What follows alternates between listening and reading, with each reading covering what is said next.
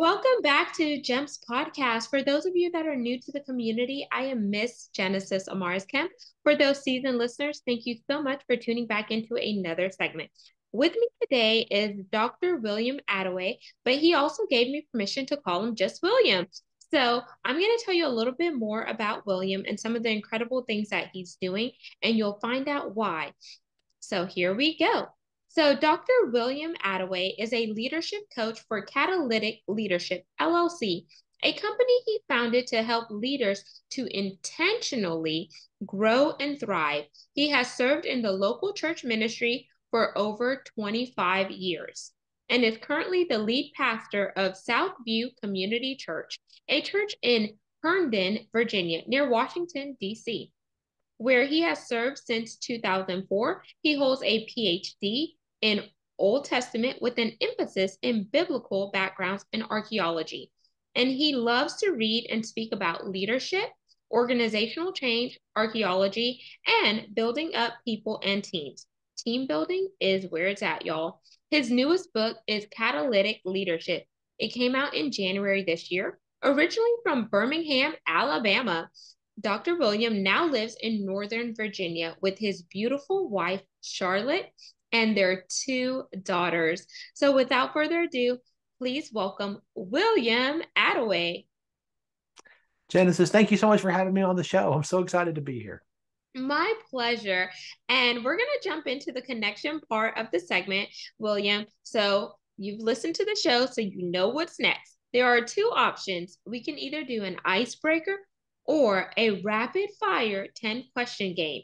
Emphasis on rapid. Oh, let's do the rapid fire. Let's go. Here we go. We're playing rapid fire with Dr. Will and Genesis. Do do do do do do. Question number 1, favorite color? Blue.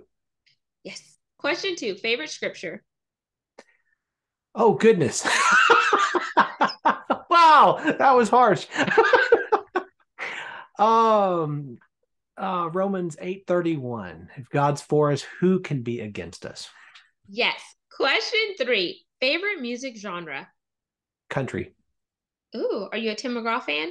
I love Tim McGraw. I challenge you to come down to the Houston Rodeo, the livestock show, whenever we have it, because Tim McGraw has performed there several times. Oh, I would love it. Question 4. If you had a chance to trade places with anyone, would you trade places or remain yourself? Remain myself. Question 5. If you could have lunch or dinner with any person, past or present, who would it be and why? Probably George Washington. You know, certainly not a perfect human being by any stretch of the imagination, but one thing that has always impressed me about him is that when pressed by everyone around him to continue on, he laid down all the power and authority he had after 2 terms when everybody else wanted him to keep going and be king for life, so to speak. And he said, absolutely not. And he laid it down. And that kind of humility, I think, is so important. I'd love to have a conversation with him about that. Oh man, there's so many different people. But let me not go down a rabbit hole because it's rapid. Question 6. If you could have a dream car, dream home, or heck, let's go big and have both, what would you rather? Gosh, I guess a dream home. Okay. 7. Are you a coffee, tea, or neither drinker? Tea. Question 8. What is one piece of advice you wish you could give to your younger self? Be patient. Question 9. Since you have 2 daughters and you're a girl dad, what's one piece of advice you wish someone would have told you before you embarked upon fatherhood? Be patient.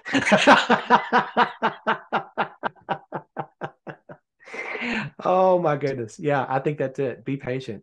Be patient because opportunities for patience arise every day in so many wonderful, wonderful ways. It is our pass or play question. If you pass, our roles are reversed and you get to ask me a question. If you play, I ask one last question to wrap up rapid fire. So do you want to pass or play? Oh, let's play. Let's do it. Let's go. Okie dokie. The last Last question. What is one crazy thing that you have done in your life that has built character? When I was in high school, I went as a student ambassador from the state of Alabama to what was just becoming the former Soviet Union within a year of the fall of the Soviet Union. And I spent Wow. a month there uh, talking with people in homes, and that was an incredibly formative experience in my life. Wow, that's impressive and amazing. And I'm sure there's so many different things you could share about that. But Mm-hmm. William, thank you for playing rapid fire. So, audience, that concludes the connection part of the segment. And I hope it gave you a chance to learn a little bit more about William. And now we're going to dive into the main part of the segment. I'm a Southern girl. I like to say meat and potatoes because I love to eat. So William, you have catalytic leadership. I want you to talk about how did you come across the name catalytic leadership? Because nowadays, y'all, whenever we hear catalytic, we think about all those people that are stealing those catalytic converters, but we're talking about catalytic leadership. So true. I've actually been told that more than once. That's really good. It comes out of my story, honestly, Genesis. When I went to college, I went as a pharmacy major, and I thought I had worked in a pharmacy in high school, and thought this was a great way to help people and to make a difference. And so I went as a pharmacy major, made it through chemistry and inorganic chemistry, and got to organic chemistry, and decided that this is not really what I want to spend the rest of my life doing. So I changed directions. But in my brief chemistry studies, that first year and a half, I discovered the power of what's called a catalyst. A catalyst is something that you introduce into a mixture to incite or to accelerate significant change or action. And I'd been a student of leadership since I was 15. I attended my first leadership conference when I was 15 years old. And when I learned about a catalyst, I thought, every great leader that I've ever learned about or learned from would resonate with that definition. They wanted to be a catalyst. They wanted to be a catalytic leader in their environment, whether it was government or whether it was business or whether it was the local church or whatever environment that they're in. They wanted to make a difference, to make an impact over time. And so that really is where the seeds were planted way back then. And over time, as I have developed as a leader myself, continued in my life as a student of leadership, and for the last 20 plus years, coached leaders, I've really built on that and said, what does it look like to be catalytic? What does it look like to make a difference as a leader? And so that's where the title comes from.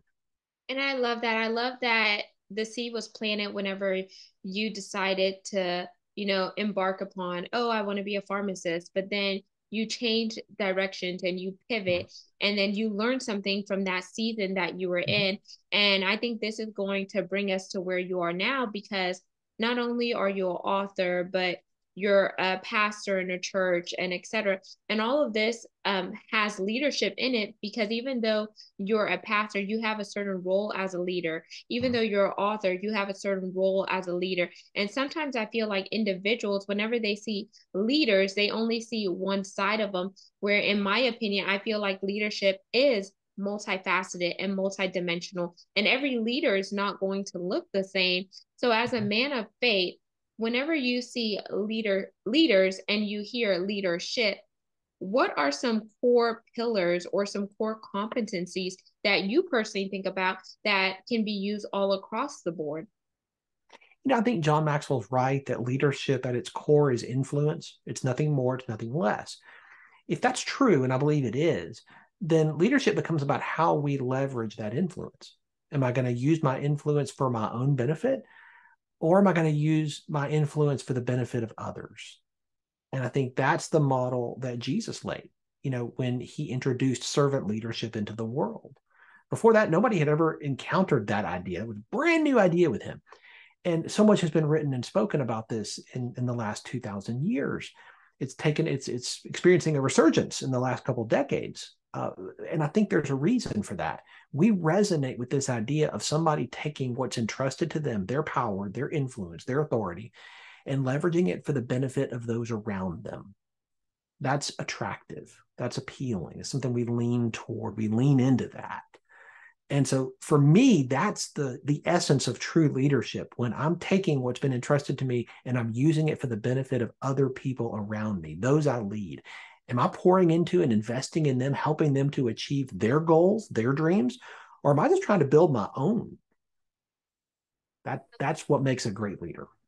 I like that. So, audience, I heard influence, I heard servitude, and being a servant leadership also means that you have to humble yourself in order to help other people. And then I also heard that William doesn't have the WIFA method, which is what's in it for me, but he has the what's in it for we. How can we all come together collectively? If I can lead over here, then you can lead too. And each one reach one, each one help one, however you say that. And I feel like sometimes leaders, they could get so caught up in the titles and placing themselves on pedestals that they forget to put back human instincts back into humanity, and people start to praise them and glorify them when in actuality they're just a human being like the next person. But if they never step aside from the title, and if they don't humble themselves, or if they don't ask for forgiveness, or if they did something that was wrong, come up and outward and say, I apologize, this is where I was wrong, then can they truly be a catalytic leader? That's it. That's it. You have to own what's yours to own. You have to understand that you're in that role to help other people, to serve them, to build them up. I talk a lot about building up people and teams, and that starts with the people that you lead, the people that are immediately around you. If you're not building them up, pouring into them, then how can you expect them to do that with the people that they're leading or the people that your organization is serving? Yes. And one thing that, because I hear you, William, and I could hear the passion in your voice. One thing that I want to talk about here is pastoral staff. Because sometimes whenever you're in ministry, sometimes you could be so caught up in leading the ministry that you forget that you have a ministry within your own home to lead to.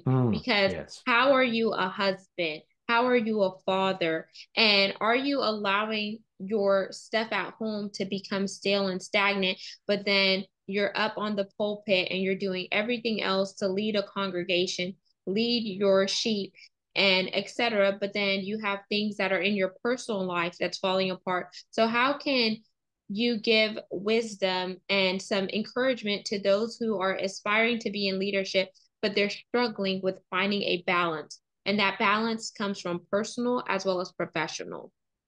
Yeah, I think that's a great question, Genesis. I think we have to understand that we are created as integrated beings. We have this idea that we can compartmentalize our lives and that what happens over here doesn't touch what happens over here and over here. It's like those plates we eat off of at Thanksgiving. I love those plates with the little dividers because I don't like my food to touch. I'm one of those people. I know what it does down here. I know that. But up here, I want to enjoy each flavor. Okay. Those little walls are nice. We think our lives are like that. We think we can wall off parts of our lives and they won't affect all the other parts. And that's a cute myth, but it's just that.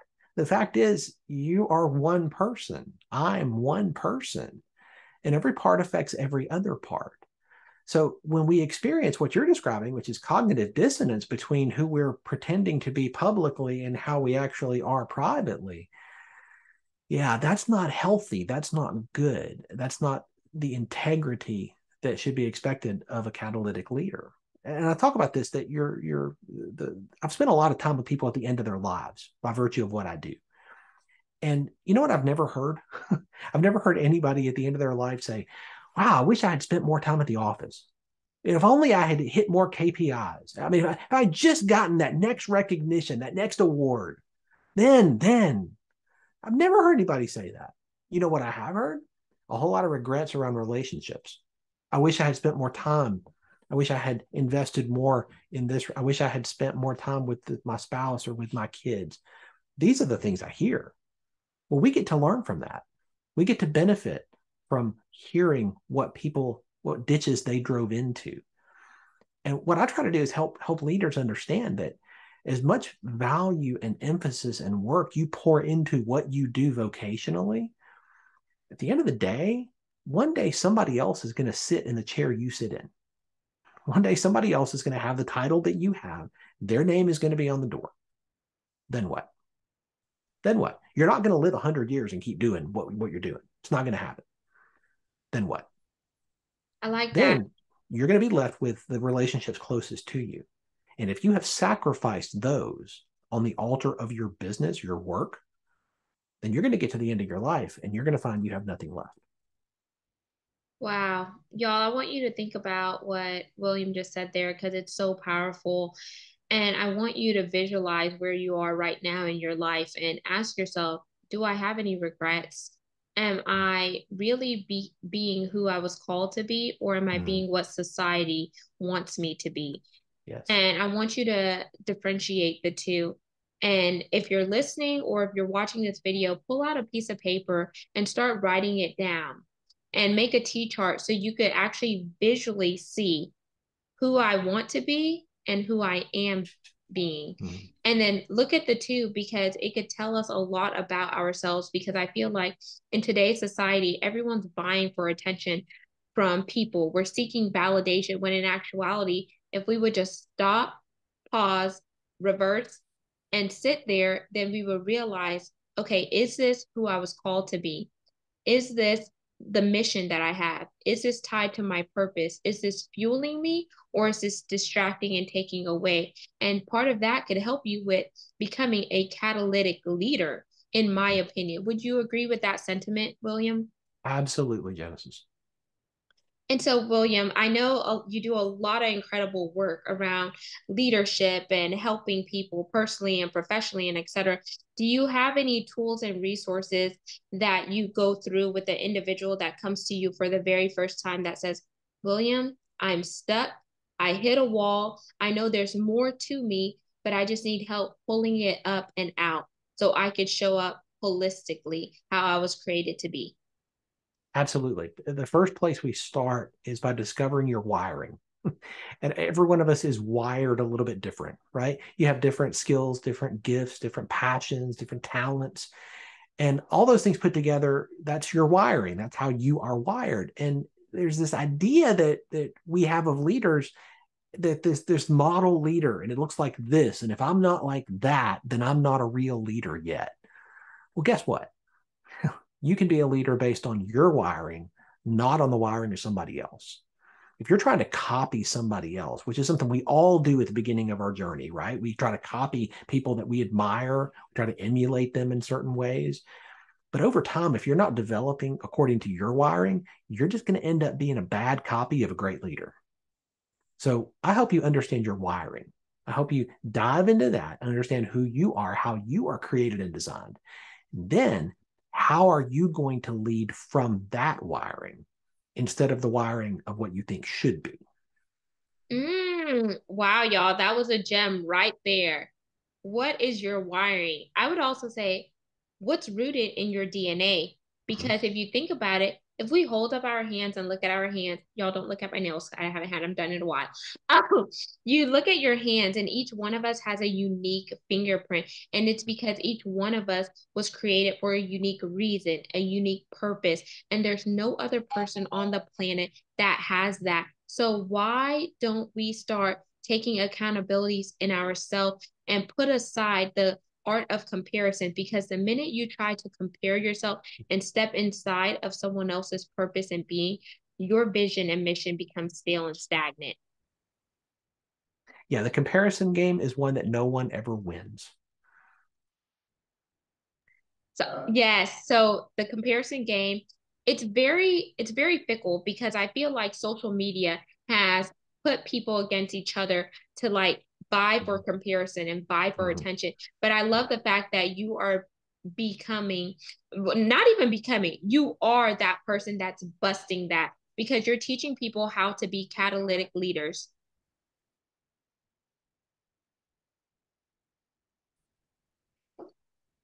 So, William, I just cannot just thank you enough for just all the work that you're doing because I feel like so many people are going to gravitate to it and have already gravitated. Those who have been following your journey as well as those that are coming behind.